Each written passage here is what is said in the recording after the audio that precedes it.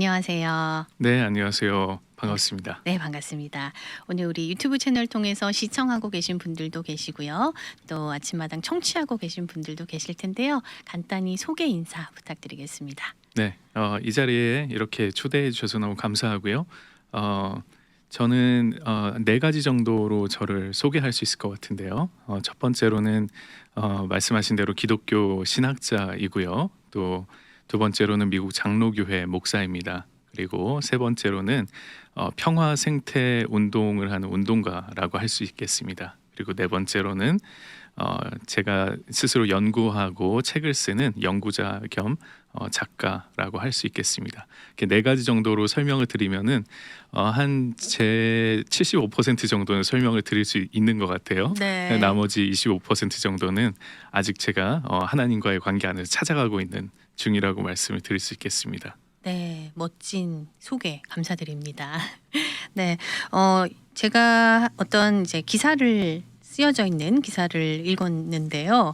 거기에 또 한 가지 덧붙인 수식어가 있었어요. 열정적인 설교자, 탁월한 의사 전달자로 이렇게 소개가 되어 있었는데요. 어떻게 생각하시나요? 이런 수식어에 대해서. 네, 제가 클레어먼 프레스베테리언 처치에서 사역하고 있을 때 그 교회 뉴스레터를 발간하시는 한 은퇴하신 교수님께서 저와 인터뷰를 하시고 그렇게 써주셨는데 저는 너무 감사하죠. 예, 그렇게 제 설교를 봐주시고 또 탁월한 의사 전달자라고 이렇게 설명을 해주신 것에 대해서 저는 너무 감개무량합니다. 네. 네, 오늘 그 탁월한 의사 전달자로서 오늘도 이야기를 잘 풀어주시기 바랍니다. 네, 네. 최선을 다하겠습니다. 네, 감사합니다. 미국 장로교의 샌 가브리엘 노회 목사이시자 이제 신학자라고 제가 앞서 소개를 해드렸는데요. 백인이 90% 정도 되는 장로교회의 부목사님으로 한인으로서 이렇게 목회를 하셨는데 이게 쉬운 일은 아니었을 것 같아요. 어떻게 또 그 교회에서 사역을 하시게 되셨나요? 네, 말씀하셨듯이 미국 장로교회 PCUSA는 90% 이상이 백인으로 이루어진 백인 중심의 교단이고 교회라고 할 수 있죠. 각 개교회도 비슷한 상황이라고 볼 수 있습니다. 그런데 클레어먼트 장로교회에서 저를 부목사로 초청한 일은 상징적인 의미를 갖는다라고 생각할 수 있겠고요. 제가 뛰어나서 그런 게 아니라 필요가 있었다라고 생각을 합니다. 당시에 교회 캠퍼스를 함께 사용하고 있었던 히스패닉 교회, 또 인도네시아 교회, 그리고 한인 교회가 있었는데요. 이 모든 교회들을 다문화적인 관점 그리고 에큐메니컬한 관점에서 예배와 목회 활동을 지원하고 또 우리가 무엇을 함께 할 수 있을까? 함께 할 수 있는 일들을 찾아내고 또 더 좋은 관계를 맺는 일들을 주로 하게 되었습니다.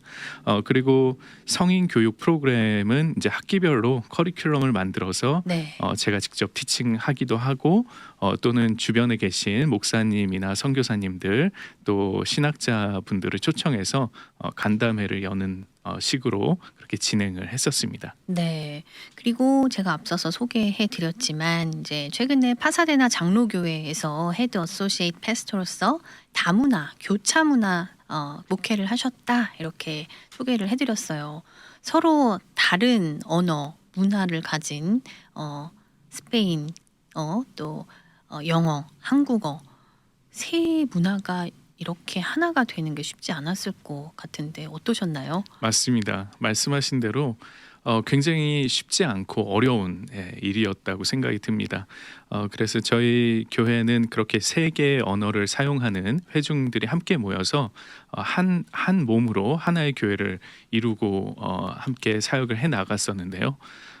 그 취지는 굉장히 좋습니다. 저도 그것에 매료가 되어서 이제 파사네 장로교회를 섬기기 시작을 했었고 그렇지만 실제적으로 그것을 이뤄내는 일은 굉장한 노력과 인내가 필요하다라고 생각을 합니다. 그렇지만 우리가 미국에서 지금 살아가고 있고 또 지금 한인 목회가 굉장히 어려워지는 상황 가운데서 한인교회가 계속 의미 있는 사역을 해나갈 수 있는 방안 중에 하나를 저는 다문화 사역 또 교차문화 사역이라고 생각을 합니다. 예, 그래서 앞으로 많은 한인교회들이 우리 한국어를 쓰는 것 이외에 다른 언어를 쓰는 민족들과 또 다인종들과 함께 교회를 이뤄가는 그런 일들이 더 많이 일어나야 되지 않을까라는 생각을 합니다. 네, 더더군다나 저희가 또 미국에 살고 있기 때문에 맞습니다. 더 와닿는 얘기가 아닐까 하는 그렇죠. 생각이 들어요. 네, 네. 네.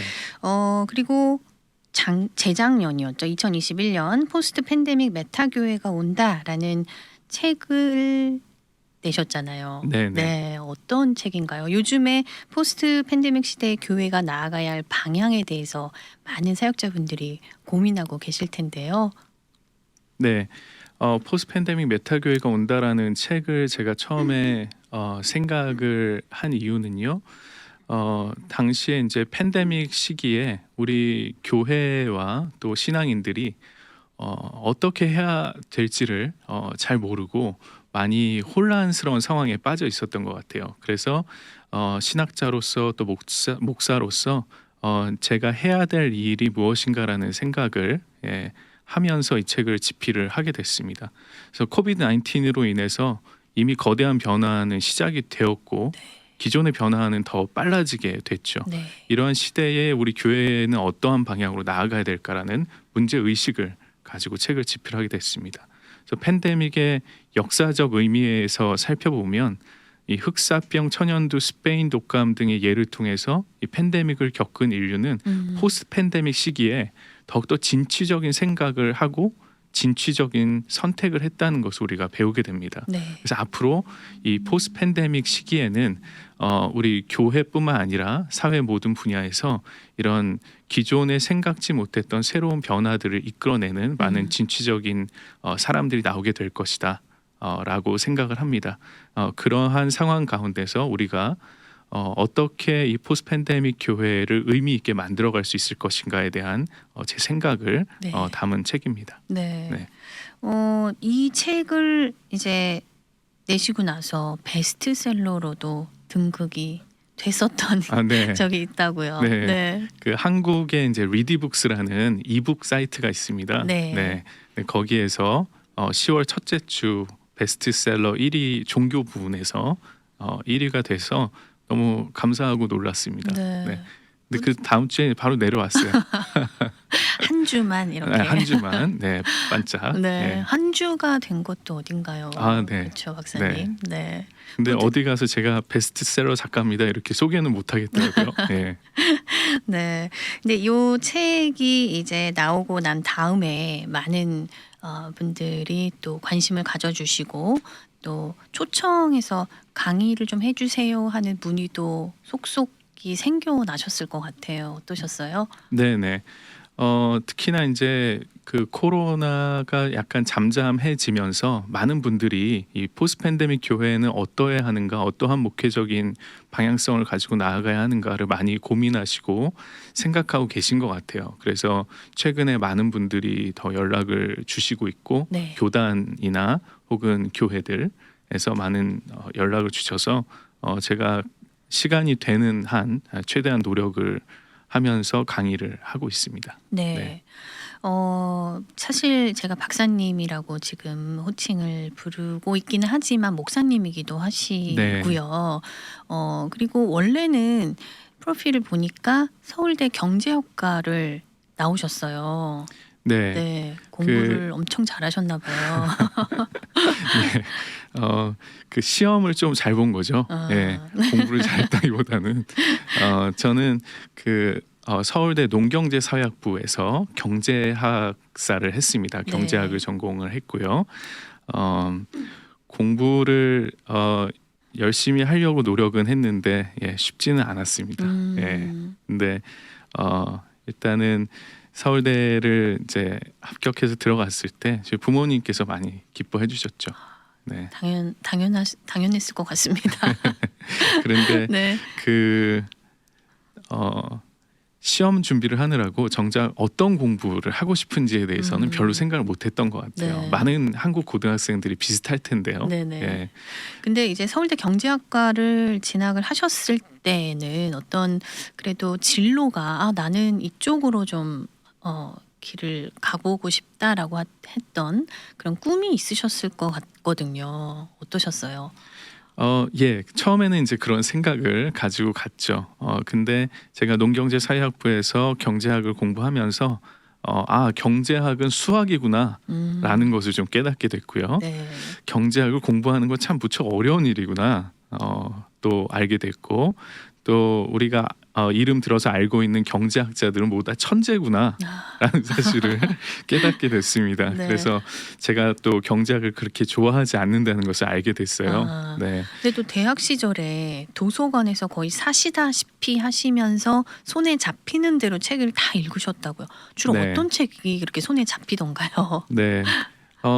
그 고등학교 때 읽지 못했던 네. 여러 책들을 다 읽었던 것 같아요. 그래서 뭐 소설도 읽고, 예, 또 역사서도 읽고, 또 당시에 보면은 뭐 서울대생이 읽어야 할 필독 도서 뭐 이런 게 또 도서관에 비치가 네. 돼 있었습니다. 그래서 그런 책들도 읽어보고 그러면서 종교와 관련된 책들 또 철학과 관련된 책들도 많이 읽었던 것 같아요.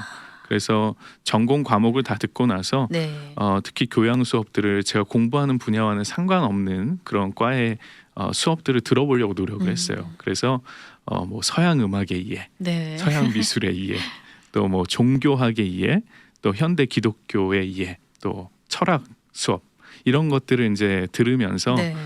제가 정말 무엇을 좋아하는지 하나님께서 저에게 공부하기를 원하시는 분야가 어떤 분야인지 앞으로 무엇을 해야 할지를 계속 묻고 탐구하는 과정이었던 것 같습니다. 네. 네. 네, 학구적인 기질은 있으셨네요. 예, 뭐 그거라도 있어야죠. 예, 네. 네, 이제 또 중요한 이야기를 빼놓을 수가 없는 게 지금 한국생태문명원이라는 곳에 디렉터로 섬기고 계시잖아요. 네, 6년 전에 생겨난 단체라고 제가 들었고 미국에서 클레어몬트에서 시작된 생태 문명 연구 아니 문명원이라고요. 네, 네, 그렇죠. 네, 네. 네. 그 20세기 미국의 가장 위대한 신학자 2명 중에 한 명으로 손꼽히는 그 존 비캅 주니어 박사님이 저희 선생님이신데 그분과 함께 2015년에 신학 철학 분야뿐만 아니라 거의 모든 학문적인 분과로 확장한 대규모 컨퍼런스를 클레어몬트에서 열었습니다. 당시 미국뿐만 아니라 전 세계에서 2,000명이 넘는 학자들이 참석을 했었고 네. 저는 컨퍼런스 주최 측 일원으로서 존캅 박사님과 함께 컨퍼런스를 준비를 했었죠. 당시 컨퍼런스의 주제는 Seizing the Alternative가 대안을 선택하기 정도로 한국어로 해석될 수 있을 것 같은데요. 지금껏 인류 문명이 내달려온 길, 무한한 발전과 무차별적인 개발, 그로 인한 환경 파괴와 온난화, 자연이 파괴되는 그런 외부 효과들 이런 것들을 반성하고 네. 대안적인 체제를 찾아야 한다는 그런 다급함이 담긴 주제였습니다. 그래서 신학자들뿐만 아니라 다양한 분야의 학자들이 이 주제 의식에 공감하고 이 그 컨퍼런스에 함께 참석을 하게 된 것이죠. 존캅 박사님께서는 이런 생각을 가지고 계셨어요. 당신께서 세계적인 신학자로서 존경받고 다른 사람들이 다 흠모할 만한 그런 업적을 이루셨는데 신학만을 해서는 세상을 바꿀 수 없더라. 예, 결국에는 신학이 신앙으로 연결되어야 하고 또 믿는 사람들의 행동의 변화를 일으켜야 한다. 예, 이렇게 생각을 하셨어요. 네. 그래서 행동에 또 변화를 일으킬 수 있는 다른 방식은 행동의 방향성에 영향을 주는 것이거든요. 다시 말해서 이 페더럴 레벨과 로컬 레벨의 정책에 policy에 영향을 줌으로써 실제적인 사람들의 행동 변화를 또 이뤄낼 수 있다. 이 두 가지를 함께 생각을 하면서 존캅 박사님의 이러한 뜻과 많은 학자들이 모여서 네. 시작된 non-profit organization이 Ecological Civilization 생태문명원이라고 할 수 있습니다. 네. 저는 그 생태문명원에서 2016년부터 지금까지 Executive Director, 총괄 디렉터로 그렇게 사역을 하고 있습니다. 네. 그러니까 신학이 결국은 신앙에 영향을 미쳐야 되는 것이라는 얘기네요. 그렇죠. 행동의 네. 변화가 있어야 되고 맞습니다. 근데 행동과 그것이 생각의 변화가 네. 있어야 되죠. 정책적인 방향도 네. 같이 바뀌어줘야지. 그렇죠. 된다. 왜냐하면 네. 우리는 이 사회 안에서 함께 살아가는 존재들이잖아요. 우리 교회 안에서만 우리의 삶이 그렇죠. 있는 게 아니라 네. 그러니까 이 사회가 돌아가는 방식은 정책적인 변화를 통해서 변화를 이뤄낼 수가 있는 것이죠. 네. 네. 근데 이제 지금 박사님께서 다른 것보다 이 사역의 기후와 생태에 관련해서 집중하고 계신데요. 네. 이것이 왜 중요하다고 느끼시고 또 세미나도 하시고 그렇게 강의도 하시는지 묻고 싶습니다. 네. 일단 그 생태 문명이라는 컨셉 자체가 그동안 이제 무분별하게 자연을 훼손해온 인류 문명의 이 기계론적인 사고 방식의 한계를 지적하고 유기체적인 신학과 철학의 바탕에서 지속 가능한 서스테이너블한 인간 문명의 존재 방식을 연구하고 증진시키는 것을 목표로 하고 있거든요. 예, 이러한 의미에서 우리가 지금 살고 있는 이 세계가 너무나 그 다급한 상황에 처해 있어요. 네. 기후 위기 때문에 온난화로 인한 그래서 이 IPCC라는 단체가 있습니다. 기후 변화 정부 간 협의체는 이제 최근에 8차로 이제 6차 보고서죠. 6차 보고서를 이제 얼마 전에 냈는데 굉장히 사실은 좀 암울한 그런 전망을 내놓았습니다. 네. 그래서 어떤 전망? 네. 네. 1.5도로 네. 저희가 모든 나라들이 모여가지고 우리가 이 온난화로 인해서 기온이 상승되는 것을 1.5도로 막자 이렇게 이제 합의를 했거든요. 네. 근데 2050년이 되어서야 1.5도가 올라갈 것이다라고 예상을 했는데 이번에 보고서를 보면 2040년에 이미 1.5도에 올라가게 될 것이다. 10년 앞당겨진 거예요.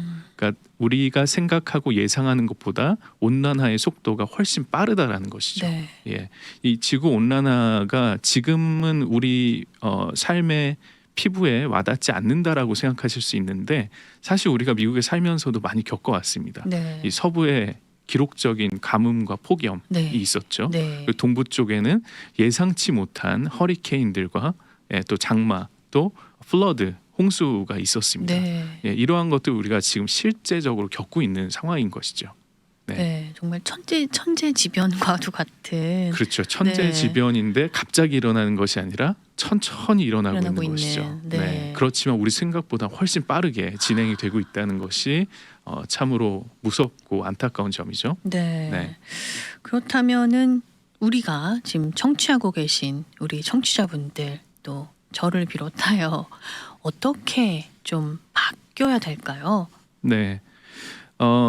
우리가 그래서 생태 문명으로의 전환을 이루어내야 되는데 이런 생태 문명으로의 전환은 어떤 뭐 생태학을 연구한다든지 혹은 여러 환경 운동 단체가 환경 운동들을 한다든지 이런 것에 국한되어 있는 것이 아닙니다.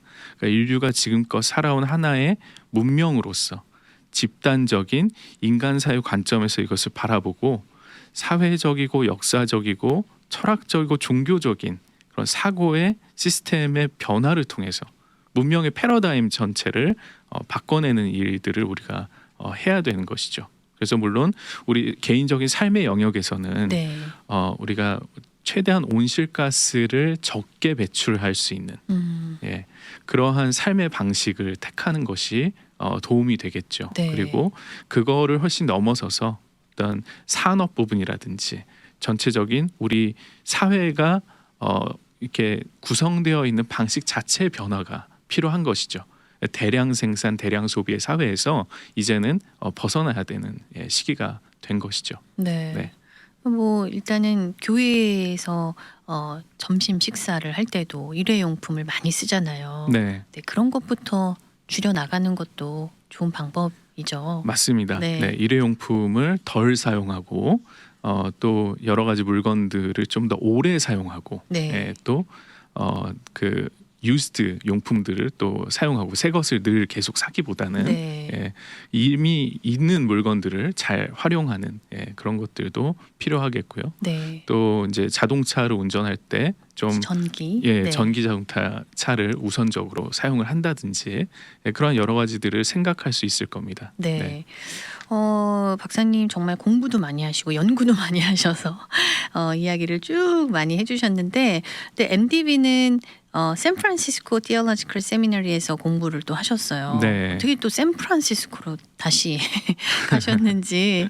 네. 네. 일단은 샌프란시스코여서 좋았고요. 예, 네. 동경이 있었습니다. 아. 샌프란시스코에 대한. 네. 그리고 이 샌프란시스코 신학교는 제가 이제 소속되어 있는 장로교 쪽의 신학교이기도 했고요. 또 UC 버클리 캠퍼스 근처에 위치한 Graduate Theological Union (GTU라고 부르는데요. 줄여서 네. GTU 신학교의 멤버 학교입니다. 이 GTU 신학교는 장로교뿐만 아니라 뭐 루터교회, 침례교회, 영국 성공회, 또 가톨릭의 세계 오더, 프란시스칸 예수회, 도미니칸 등이 함께 모여서 하나의 학교를 이룬 그런 유니언이에요. 단체예요. GTU. 네, 네. 네. 그래서 그곳에서 다양한 신학적인 입장을 탐구하고 공부하고 경험할 수 있는 좋은 기회라고 생각을 해서 샌프란시스코 신학교로 오게 되었습니다. 네. 군복무 시절은 카츄샤에서 하셨다고요. 네. 네. 그 동안에는 어떠셨나요? 카투사로 이제 선발이 돼서 그 카투사로 이제 활동을 했는데, 제가 가지고 있던 MOU, 그러니까 제가 했던 일이 chaplain's assistant였어요. 그러니까 한국어로 말하면 군종병이었던 거죠. 그래서 미국 chaplain 목사님과 함께 한국 카투사들뿐만 아니라 미국 병사들과 함께 관계를 맺으면서 그들과 이제 좋은 릴레이션십을 맺고, 네. 또 상담을 하고 싶어 할 때 또 상담을 하고, 고민이 있을 때도 고민을 들어주고, 네. 함께 놀러도 다니고, 그런 일들을 주로 했습니다. 네. 박사님 이제 책을 포스트 코로나 시대에 포스트 팬데믹 메타 교회가 온다라는 책을 쓰셨는데, 혹시 지금 또 준비 중이신 또 책도 있으신가요? 네, 일단은 그 제가 이 책을 한국어로 썼는데, 네네. 그 이야기를 또 저희 노회에서 들으시고 영어로 강의를 부탁을 하셔서 제가 발제를 다 영어로 이제 번역을 해서 준비해서 한 적이 있어요. 그리고 이제 다른 그 뒤에도 영어로 강의를 몇 번 했는데, 이 책을 영어로 좀 번역을 해달라는 요청들이 있으셔가지고 일단은 번역을 일단은 먼저 해야 될 것 같습니다. 번역을. 네. 그리고 앞으로는 이제 생태 신학과 관련된 책을 이제 집필을 할 예정입니다. 네. 그렇군요. 기대해 보겠습니다. 네, 감사합니다. 앞으로 박사님이 또 계획하고 계시고 또 하나님이 주신 사명, 비전들이 있으실 텐데요. 오늘 우리 청취자분들과 함께 나눠주시면 좋을 것 같습니다. 네, 사실 이번 이제 11월에 이집트에서 COP27 UN 기후 변화 협약 당사국 총회가 네. 있었습니다. 네. 그래서 각국 정상들이 모여서 기후 변화에 대처하는 조치와 합의를 논의하는 자리였어요. 근데 여기서도 이제 저희가 알게 된 것이 1.5도로 이 상승 온도를 맞추는 것이 상당히 어려운 일이구나. 각국에서 다 자기들 나라의 사정들이 있기 때문에 어렵구나라는 생각을 했는데, 이 한인 이민 교회들은 이민자로서 이 미국의 사회에 살면서 뿌리 깊은 차별의 역사 문화를 경험하고 또 그것을 바꿔가기 위해서 노력을 해온 우리 소수 민족이라고 생각을 합니다. 그래서 저는 이런 기후 위기의 시대에 우리 한인 교회들이 정말 이 생태 문명적인 사고 방식과 삶의 변화, 또 평화를 불러오는 그러한 과업을 실행하는 정말 백신과도 같은 역할을 할 수 있으면 참 좋겠다라는 그런 바람이 있습니다. 그것이 또 저의 기도이기도 하고요. 그래서 정말 이 한인 이민 교회와 우리 또 방송을 들으시는 여러분들이 이 암울한 이 시대적 전망을 넘어서서 정말 이 포스트 팬데믹 시대에 정말 하나님의 뜻에 합당한 그러한 생태적인 교회, 또 제가 책에 썼듯이 저는 그 개념들을 모아서 메타교회라고 표현을 했는데 네. 그런 메타교회로 전환하는 그런 새로운 방법들을 찾아내면 참 좋겠습니다. 네. 네. 감사합니다. 네, 오늘 이렇게 함께 아침마당 멀리서 오셨어요. 클레어몬트에서 오셨는데요. 함께 해주셨는데 어떠셨나요? 네, 이렇게 방송을 통해서 여러 다양한 분들께 말씀을 드릴 수 있어서 참 너무 좋은 시간이었고요. 예, 또 이 시간을 통해서 하나님께서 저에게 주신 이 사명에 대해서 이야기를 드릴 수 있어서 감사한 시간이었습니다. 네, 네. 감사합니다. 저희도 너무 유익했고 또 생각을 한번 해볼 수 있었던, 네, 깊이 해볼 수 있었던 좋은 시간이었습니다. 오늘 이 자리 빛내주셔서 감사드리고 귀한 시간 함께 해주셔서 감사드립니다. 네, 감사합니다. 미주 복음 방송은 예수님만 전해요.